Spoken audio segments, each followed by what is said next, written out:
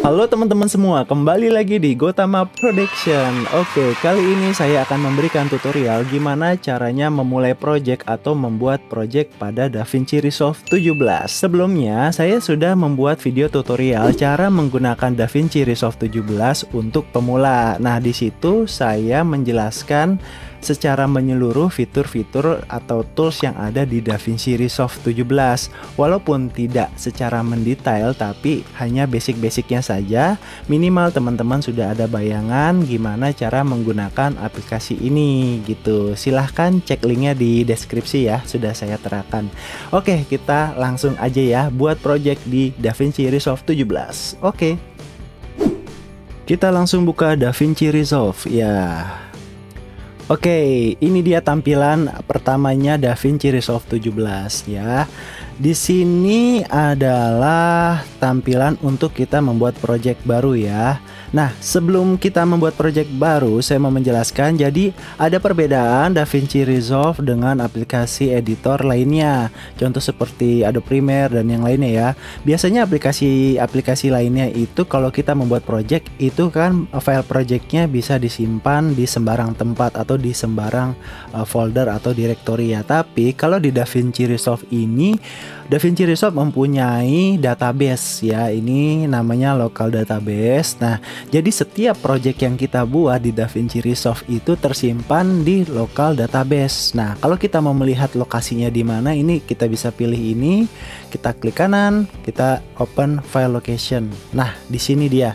Di sini adalah tempat semua project DaVinci Resolve kita tersimpan, gitu ya teman-teman ya. Jadi sedikit berbeda dengan aplikasi video editor lainnya. Oke, kita langsung saja membuat project di sini. Di sini ada project di video saya sebelumnya ya, belajar DaVinci Resolve 17 untuk pemula. Nah, kita langsung aja mencoba bikin project baru. Kita klik kanan di sini, kita bikin new project. Oke, saya bikin belajar media page gini aja. Buat contoh kita klik create. Oke, kita tunggu ya. Oke, sudah muncul ya seperti ini ya. Nah, di sini langsung muncul di halaman cut page ya, teman-teman kalau lihat di bawah sini ya. Nah, di video sebelumnya saya sudah menjelaskan ya. Jadi DaVinci Resolve ini mempunyai page yang masing-masing page-nya itu mempunyai fungsi masing-masing. Nah, di sini ada 7 ya. Ada media page, ada cut page, ada edit page, fusion page, color page, fairlight page, dan deliver page ya. Nah, di sini saya di video sebelumnya saya sudah jelaskan ke semua page-page ini dan memberikan contoh tools di masing-masing page-nya. Nah, tapi untuk video ini kita fokus ke page yang pertama yaitu media page. Kita klik. Oke, jadi tampilannya seperti ini ya teman-teman ya. Basicnya adalah di sini ada 3 tab ya teman-teman ya. Di sini tab pertama, tab kedua, dan tab ketiga. Jadi tab pertama saya langsung jelaskan saja. Tab pertama ini adalah media storage. Saya coba klik di sini ya. Nah, ini di sini adalah tempat penyimpanan yang ada di komputer saya. Ini drive-drive-nya ya. Contoh ini saya pilih drive di.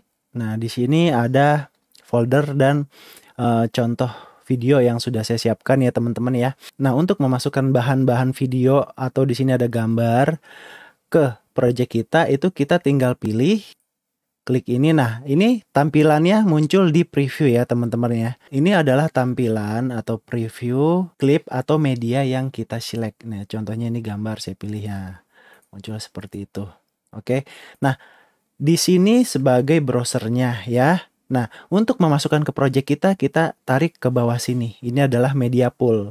Nah, media pool ini adalah sebuah tempat di mana media berupa gambar, video, dan audio itu berada untuk kita jadikan timeline ya. Nah, sebelum kita bikin timeline, saya mau masukkan bahan-bahannya atau media yang saya ingin edit gitu. Nah, caranya gampang, kita langsung drag aja ya. Kita klik ini, kita tahan, tekan ke bawah. Kita drag ke bawah sini, ke media pool.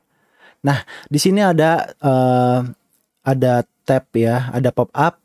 Change project frame rate. Ini kita pilih change aja. Maksudnya apa sih? Ini DaVinci Resolve akan menyesuaikan frame rate dari video yang kita drag tadi. Kita pilih change. Oke, jadi di sini sudah ada satu media berupa video sebagai bahan untuk project kita ya. Nah, coba kita play. Bosan. Nah, di situ ini salah satu keponakan saya nih. Nah, kita juga bisa mendrag bukan hanya satu, cuman lebih dari satu. Kita tekan mouse, kita langsung drag seperti ini, terus kita seret ke bawah ke media pool juga bisa. Jadi di sini sudah ada 4 bahan ya, 3 video, 1 gambar. Oke teman-teman, kita lanjut ya. Setelah media store tadi, ini di sebelah sini ada namanya Clone Tools. Saya klik coba ya. Nah, di sini ada tab baru muncul. Clone Tools ini fungsinya untuk mengcloning file ya. Contoh ya, di sini saya klik Add Job. Nah, di sini source itu maksudnya sumbernya ya. Misal sumbernya di sini kan saya ada folder isinya video semua ya. Nah, ini saya back lagi. Nah, ini saya drop ke sini, saya drop. Nah, ini source-nya, sumber yang mau diklon ini ya. Nanti destination-nya saya drop lagi, misalnya di sini Gotama Production ya. Folder Gotama Production saya drop ke sini.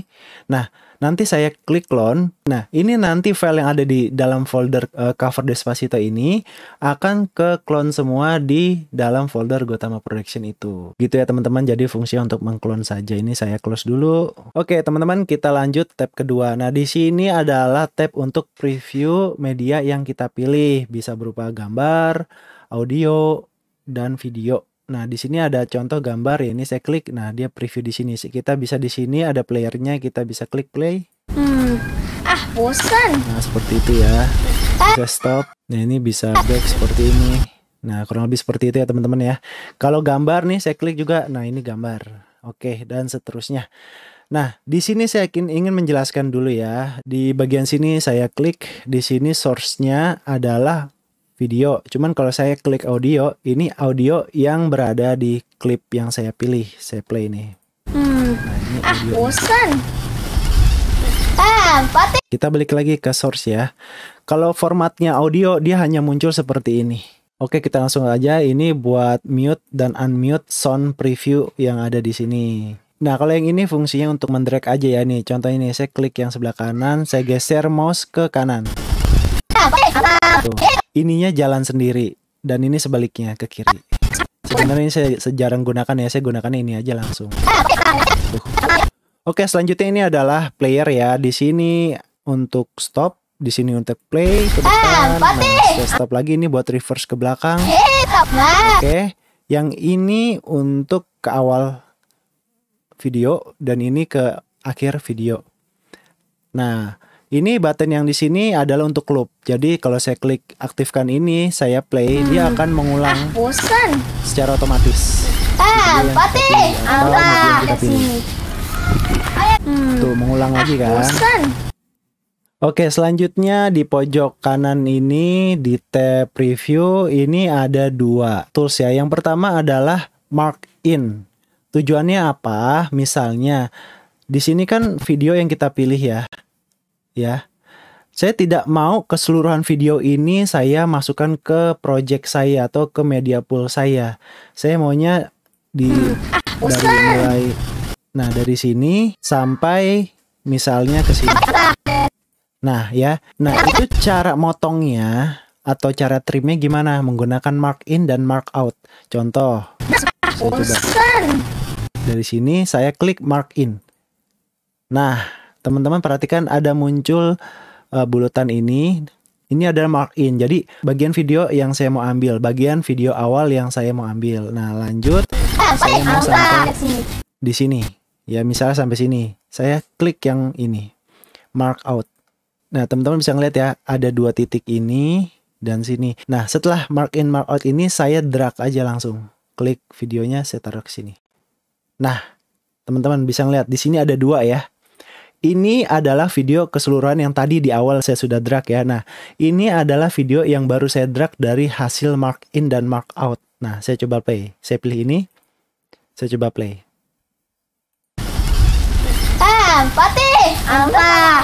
Nah, ya kan, berbeda kan, ini yang sudah saya trim ya. Oke, selanjutnya kita ke bagian atas sini teman-teman. Nah, di sini ada 4 tools ya, ada audio, metadata, inspektor, dan capture. Ini kalau saya klik itu membuka tab baru. Contohnya saya klik audio. Nah, ini adalah tab audio. Ini fungsinya untuk melihat audio media yang ada di preview ini. Contohnya saya play ini ya, video ini ya. Muncul di sini ya. Oke, selanjutnya saya klik metadata. Nah, munculnya di tab bawah ya. Ini kalau saya dua tools yang di sini saya aktifkan, jadi dia membagi dua tab seperti ini ya. Kalau audio saya nonaktifkan, hanya muncul metadata. Kita fokus ke metadata dulu. Oke, metadata ini dia fungsinya adalah memberikan informasi media yang kita pilih. Kebetulan yang saya pilih ini, jadi dia menjelaskan ya. Ini gambar muncul ini.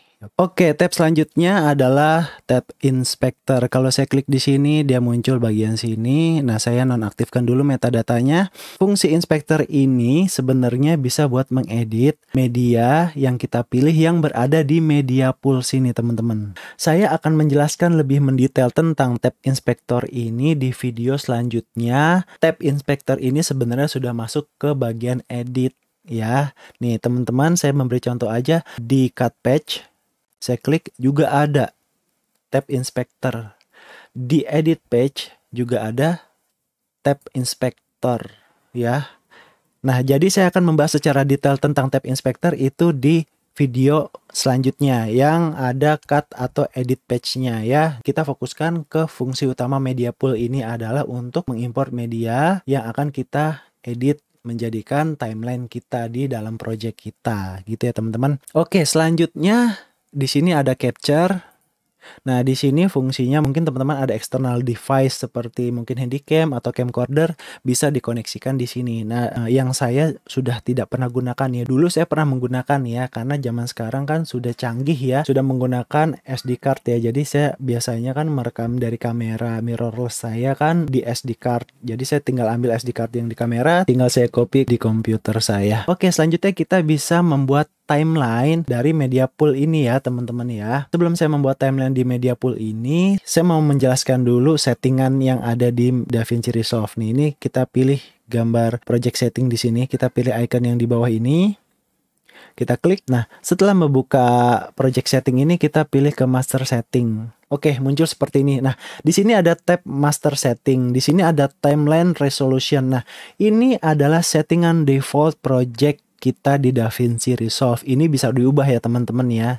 Defaultnya timeline kita, kalau kita mau membuat timeline nih, itu adalah Full HD. Nah, ini bisa diubah, teman-teman. Kita klik ini aja, tuh ada pilihannya banyak sampai 4K kalau nggak salah. Nah, di sini ada macam-macam ya. Nah, untuk sementara biarkan Full HD dulu. Nah, ini square ya. Nah, di sini ada timeline frame rate ya.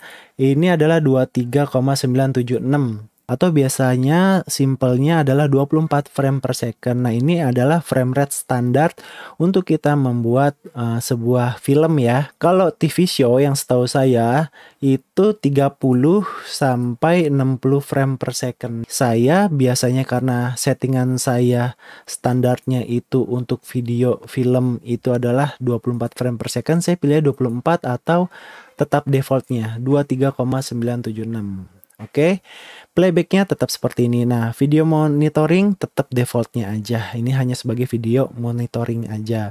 Oke, selanjutnya ada optimize media and render cache.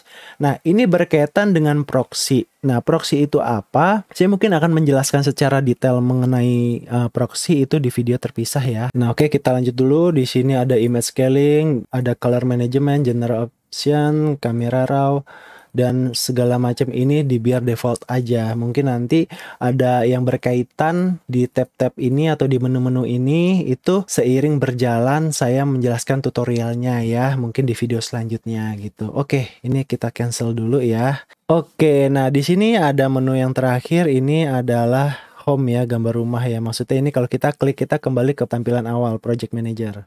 Nah, ini dia project manajernya. Oke, teman-teman, tadi sudah sekilas saya jelaskan berkaitan default setting timeline yang ada di DaVinci Resolve ya, yang mana kita bisa ubah. Nah, sekarang kita bisa langsung bikin timeline di media pool. Caranya, kita pilih video yang sudah ada di sini. Misalnya, saya mau memilih semua media ini untuk dimasukkan ke timeline saya. Bisa, ini saya pilih semua. Saya klik kanan. Nah, saya pilih create new timeline using selected clip. Saya pilih. Nah, di sini ada pilihannya. Nah, di sini teman-teman berkaitan ya, use project setting. Nah, kalau kita checklist ini adalah settingan yang default yang tadi saya jelaskan adalah Full HD ya. Nah, tapi kalau mau diubah ini unchecklist aja. Nah, di sini ada 4 tab ya. Ada general, format, monitor, output. Nah, generalnya seperti ini tadi. Nah, formatnya tuh. Nah, ini kita bisa ubah ya teman-teman ya. Untuk sementara biarkan Full HD dulu. Nah, ini bisa diubah juga ya kan. Defaultnya. Nah, kebetulan saya sama seperti default projectnya. Jadi saya tetap checklist aja dulu. Oke, saya langsung klik create. Oke, nah timeline 1 sudah jadi di sini teman-teman. Nah, ini sudah jadi timeline ya atau lembar kerja kita. Lalu teman-teman jangan lupa di sini bagian sini ada tulisan edit itu masih merah ya, artinya belum kita save. Nah, cara save-nya itu gampang, tinggal mencet di keyboard Ctrl S atau kita pilih file save project.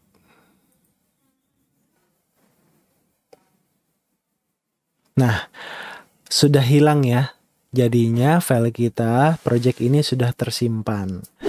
Oke teman-teman, gimana tutorialnya? Semoga dapat bermanfaat ya buat teman-teman dan mudah dipahami ya. Apabila teman-teman masih ada yang bingung, silahkan ketik pertanyaan atau komentar di kolom komentar. Nanti saya coba jawab sebisa saya. Dan setelah ini saya ingin membuat video lanjutan berkaitan tutorial DaVinci Resolve 17 ini, patch yang kedua yaitu cut patch. Nah, jadi stay tune terus ya di Gotama Production. Oke, akhir kata jangan lupa like, subscribe ya Gotama Production. Sampai ketemu lagi di Gotama Production selanjutnya. Bye-bye.